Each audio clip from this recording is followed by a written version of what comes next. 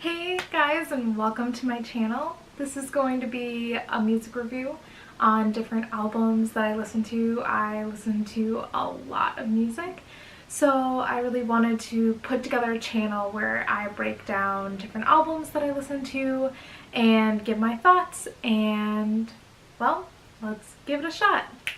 So this episode is going to be breaking down one of my favorite group, Fall Out Boy's, their newest album. It's called Mania, and before I get into my thoughts about it, I want to give a little bit of background information just because I feel like it's important to know where I'm coming from when I'm approaching an album, because my thoughts and opinions prior to listening to it are going to affect how I feel about it, and they affect how you feel about it. So I think it's really important for me to share like where I'm coming from so that you can judge whether or not you think I'm biased in my opinions or whether it makes a difference. So I'm going in, I'm a huge Fall Out Boy fan. I've been a big fan for probably like 6 years, like a hardcore fan, not just casually listening to. And I pre-ordered the album the day it was announced, which was back in May. And I fell in love with the first song that they released, which was Young and Menace, in the music video. And also, I think it's really important to know going into listening to this album that they teased that they were releasing it back in May and it was supposed to come out in September. But then in July or August, I believe, they said they're postponing the release until January. So it just came out like a week or two ago. So I think that's really important because they ended up releasing 5 singles before they shared the full album, and the full album is only 10 tracks long. So they already shared 5 of the tracks off the album before it was released, so half of it. I think that's really important to know because it did mean something to me, because I'm like, oh, only 10 songs, like the songs weren't like old, but I mean, I'd been listening to Young and Menace since May. So I already had it for like 8 months or something like that. And so it wasn't as fresh as I think it would have been if the album had come out in September, but that's just something to note going in. Alright, overall, I think the album was a success, like 100%. I would give it an A+ rating. I do like a grading system, and from A+ is the highest I give to I guess technically an F, but I don't think I've ever given an album lower than a D. I think maybe a D-, just because like there are so much work and you can tell that. But I guess if something was no effort, could tell that there was no effort put into it, maybe get an F. But like but yeah, so an A+ rating. I think, personally for me, I think it's my second favorite Fall Out Boy album. Folie à Deux will always have a special place in my heart, but especially like post-hiatus, I think this is the best that they've done, for sure. I think it really took them in a new direction while staying really true to their roots. Like, you felt that emo passion that I thought was personally lacking in Save Rock and Roll and American Beauty, American Psycho. I thought they were really good albums, but I thought they were missing a little bit of that emo passion, and I think it really came through in Mania while still keeping the pop scene that's really popular right now. And I think they did a really good job of modernizing the emo, because I mean, the emo kids are still around and they don't necessarily relate to a lot of the artists that are really popular today. So I feel like that generation or genre of people is really kind of stuck, and I think that this was a good way to kind of bridge the gap, that like people who just listen to pop music or whatever can still relate to this album because it still has that pop feel, but it's definitely like those emo roots, you know? So I think they did a really good job of doing that, and I think they created space for a genre that doesn't really have a space anymore. I'm going to do a little bit of a breakdown, going track by track and just kind of my overall thoughts on all of those. So the first track off of Mania was Young and Menace, which was the first single that they released. And when they came out with it, they're like, okay, this is going to be way out in left field. We promise the rest of the album isn't going to be like this. To kind of like, I think it was a good strategy because it kind of made people like, oh my god, Fall Out Boy is doing this. And then they're like, okay, this is like as strange as it's going to get. So like, if you're okay with this, then you'll be okay with our album. And I loved it. I thought it was something super different, and I never really heard a track like this before. It had a lot of the electronic elements that are really popular in a lot of music today, but it still had the organicness of guitars being played and drums while all the electronic stuff was going on behind, and I thought it was a really cool approach and something that I don't necessarily see being done by other groups, and I think that it will be mimicked soon. Like, I feel like this is the start of something, and I'm really excited to see where it goes. The only complaint I have about the song is it's super annoying to listen to, like in your headphones or in the car or something, because it starts off so soft, so you're like, is it playing? Like, is this working? So you like turn it up, and then the chorus gets so loud, and it's obviously done on purpose, but just like that little thing makes it kind of hard to set your volume. But that's just like a tiny complaint, and I love it. So the next track on the album is Champion.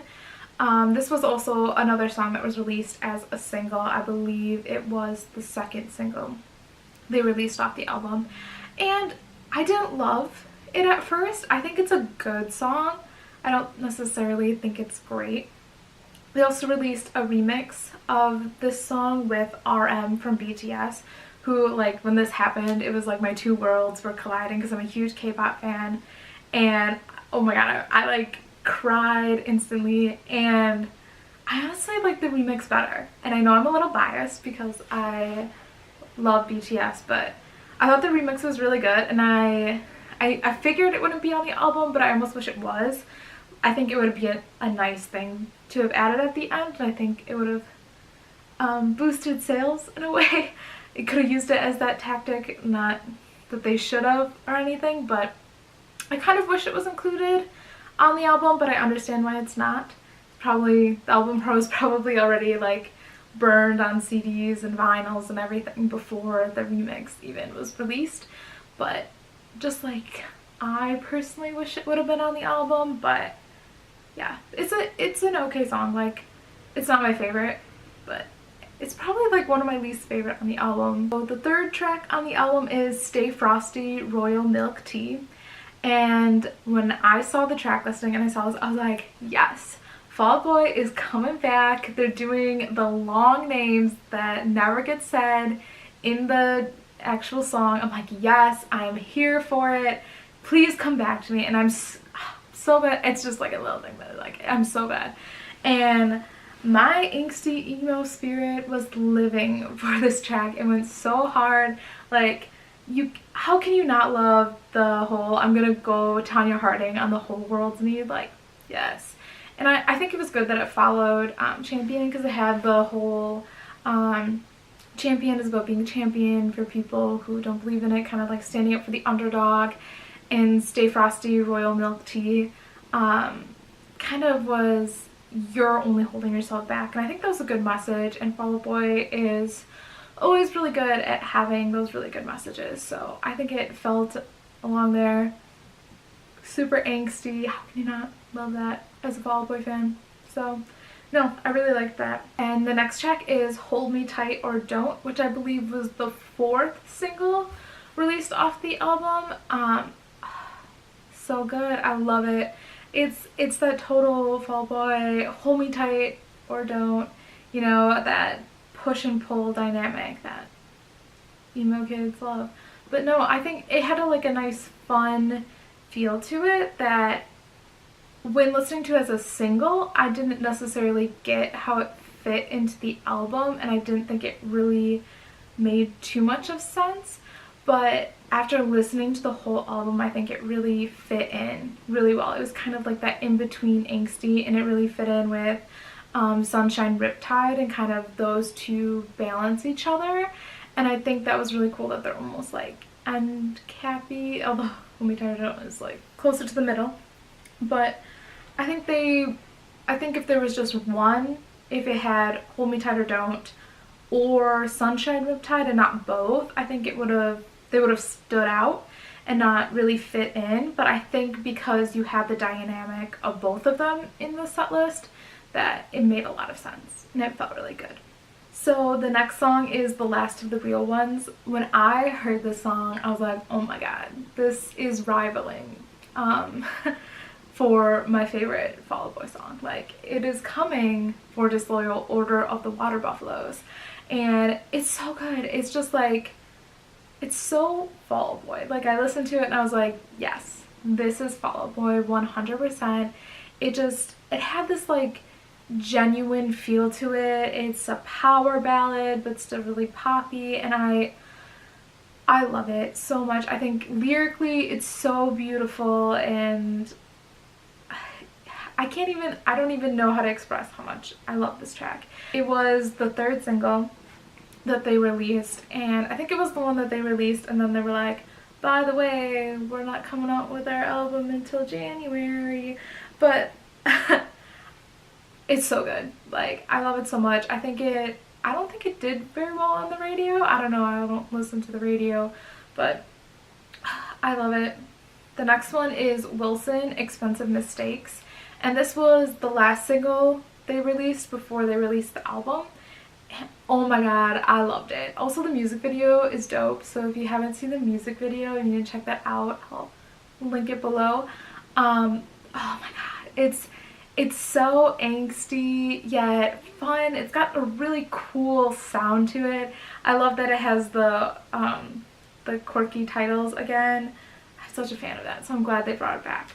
But oh my, it's just like so emo. And one of my favorite things about Fall Out Boy is like, you look at their lyrics, because when you listen to it you like get the lyrics kind of, and then you're like, oh, that's what they were actually saying, and then you're like, oh, that's actually a metaphor for this, or oh, that's a reference for this. So the whole chorus is pretty much movie references, which I think is super cool. It's a great album, and I relate to every quote in this song. I love this song. It's my jam. I play it all the time, constantly. I can listen to it like 5 times in a row and I'm not bored. So it's probably my second favorite on the album, and I just raved about Last of the Real Ones, and that's probably 3. So, and we're coming to my first favorite, which is the next song on the list, and that is going to be Church. Let me just tell you, Church, I was wrecked when I heard this for the first time. Patrick's vocals are amazing.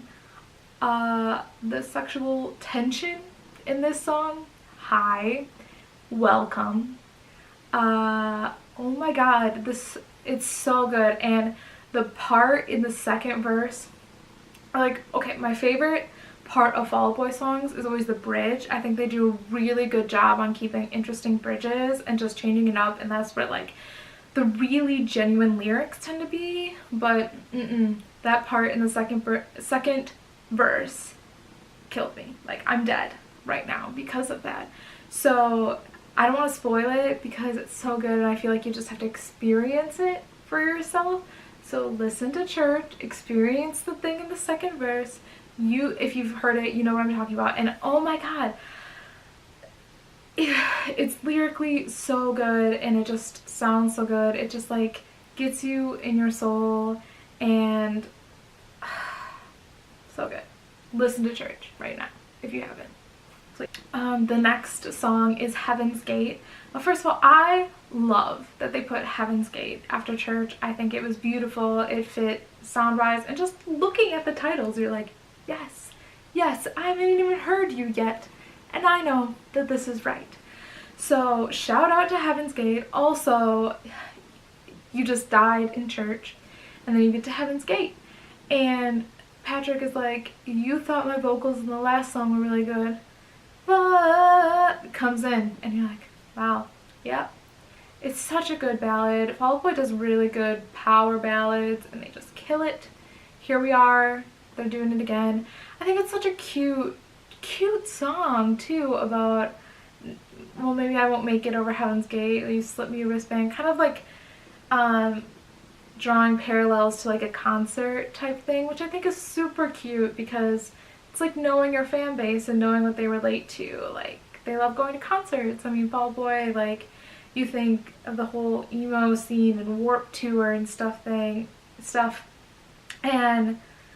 I don't know, I thought it was such a cute song, and I think they just knew their fans really well and just came out and they killed it. The song is Sunshine Riptide. I have a love-hate battle with the song. I love it. I think it starts out really good. I think it's got a lot of really cute lyrics. I love when it plays it in reverse, was like, because it's like the sign said, "Don't you tap the glass," but I read it in reverse and it was and like plays it in reverse. Oh, like, it's just like that little thing and it just like makes it for me. But it features Burna Boy. I'd never heard of them, and I feel, I don't know, maybe I'm just out of the loop, but I never heard of them, and I can't understand anything that they're saying throughout their whole verse, and it like almost sounds like it's mixed bad, which I don't think I think it's supposed to be like that, but it feels like I just want the vocals to be a little bit louder because the backing is too loud. But I don't know, maybe it's just me and I can't understand what's going on, but I personally like that balance, and that's the only problem I have with that track, is just like that verse. I feel like I'm just like jam, and then all of a sudden I'm like,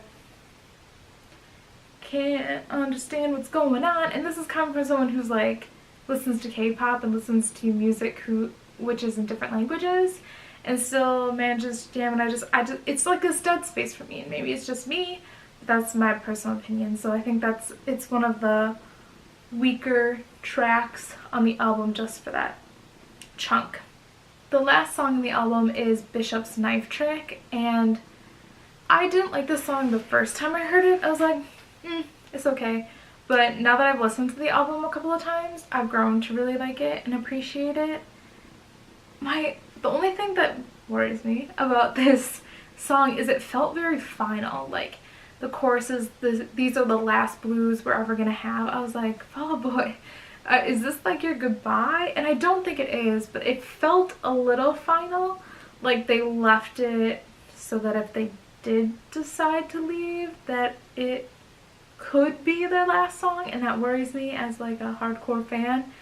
But overall I liked it. Like the song didn't blow me away, but it didn't like bore me either. So I think for me, like, it would be probably in the bottom half of the album, along with Sunshine Riptide just for that verse, and Champion just because it felt too generic. But like those would be like the bottom three, and then everything else is like amazing. But overall, the music quality, I think that this album really was the best merging that Fall Out Boy has ever done. Like, it really felt collaborative.